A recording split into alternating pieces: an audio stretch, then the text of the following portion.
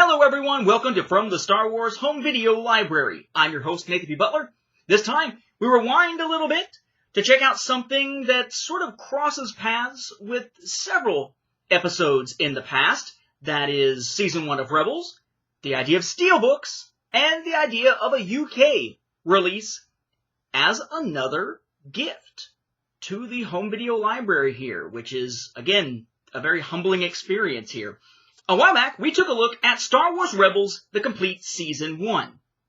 This was available on DVD in the United States, and available, as expected, on Blu-ray. It's the US Blu-ray release. Same art, essentially, as a DVD. Got the Blu-ray listing there on top with complete Season 1. Kind of standard packaging, advertising type stuff. What's in the features and such on the back. Pull it open. Essentially the same packaging.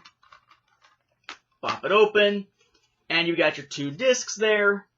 Since it's a Blu-ray release, you only need two. We have Ezra on one, Sabine on the other. We looked at that a while back. We've also looked at Steelbook releases of the Star Wars films. All the original live-action films got theirs on the same day, and then The Force Awakens got its on the same day as its regular US releases. And just recently, we've taken a look at The Force Awakens releases from the UK, thanks to a donation by Julian Smith. We also, of course, had the Revenge of the Sith VHS tape, also from the UK, also donated to my Star Wars library and to the show by Ricky Ray over in Scotland.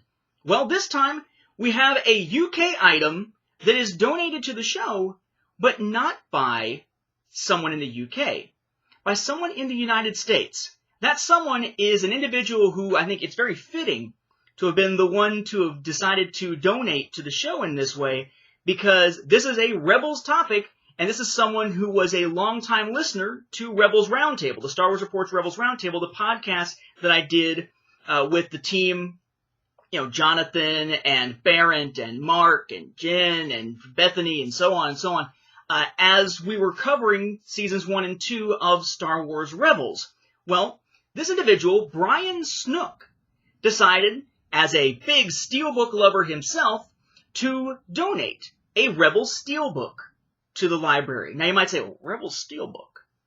I don't remember there ever being a Rebels Steelbook, because there wasn't one in the United States. These Steelbooks were UK releases.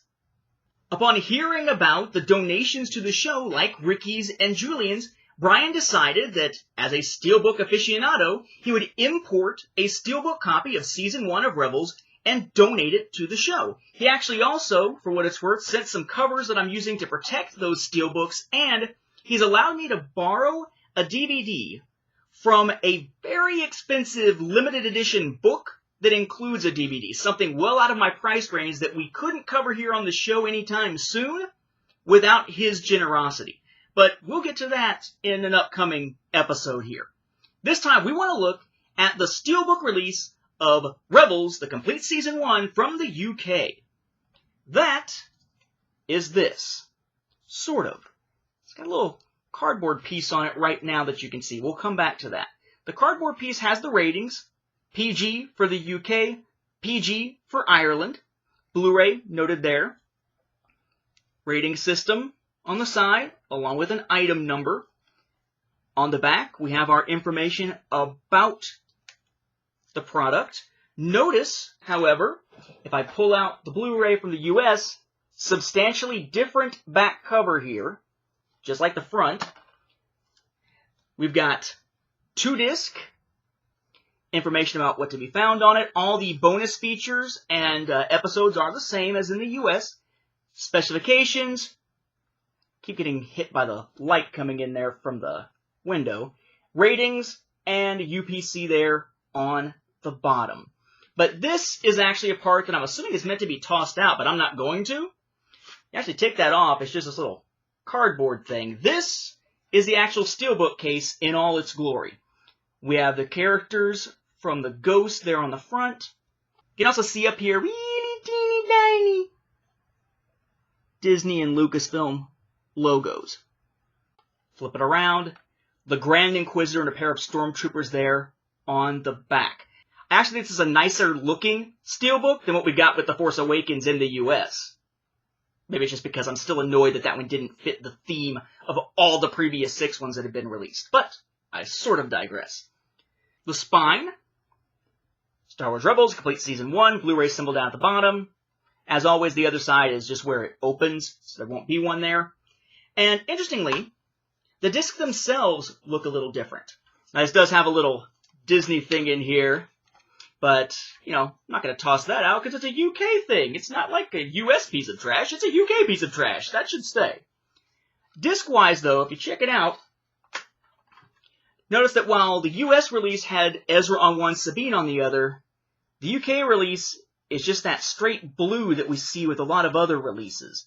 It's got the ratings on there, and it tells you Disc 2, Episodes 9 through 15, and then the other, of course, Disc 1, Episodes 1 through 8, but no actual art.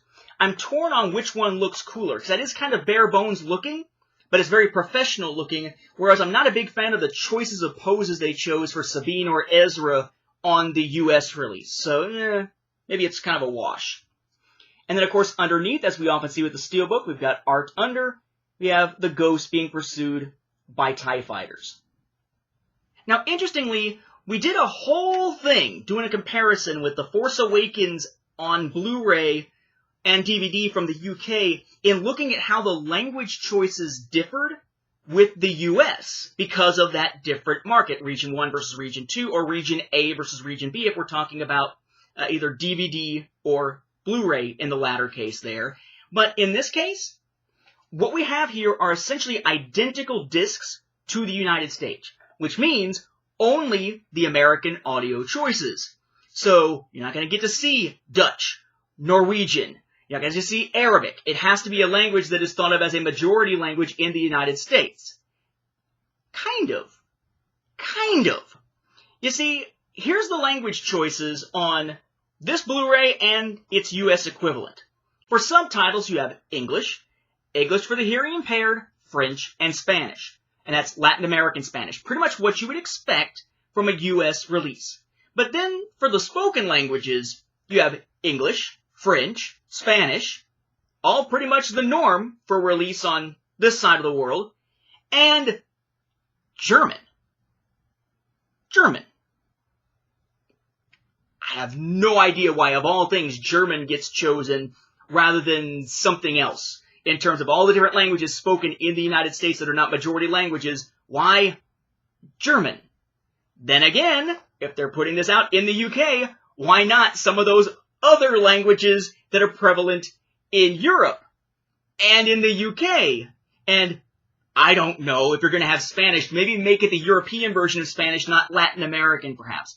It's very strange. And yes, that is German. On the menu, it has the different names of the languages in their own language. So English says English, but then it says Español, Francais, and then it has Deutsch. And I actually heard someone at one point tell me they couldn't understand why there's a language called douche. Speaking say douche? Yes. Yes, you are. Thank you.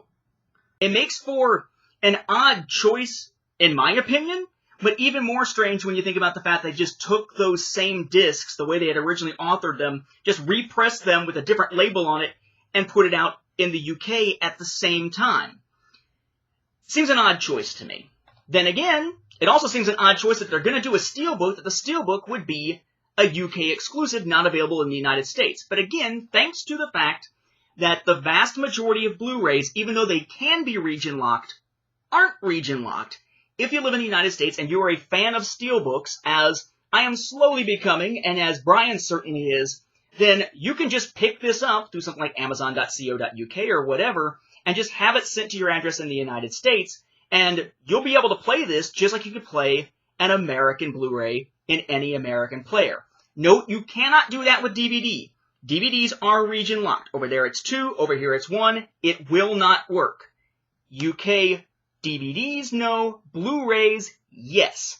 Most of the time. So, it's worth taking a look at if you're into Steelbooks.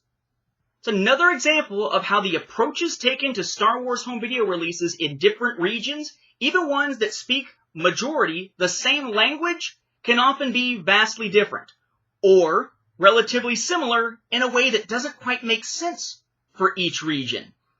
With that, we'll wrap up this episode. Thank you for watching. Thank you, Brian, for the Blu-ray, and for the loaner that I'll be featuring on this show soon, along with the cases. Got this one all prepared, protected, and ready to go back on the shelves. Again, thank you all for watching, and may the Force be with the home video viewers.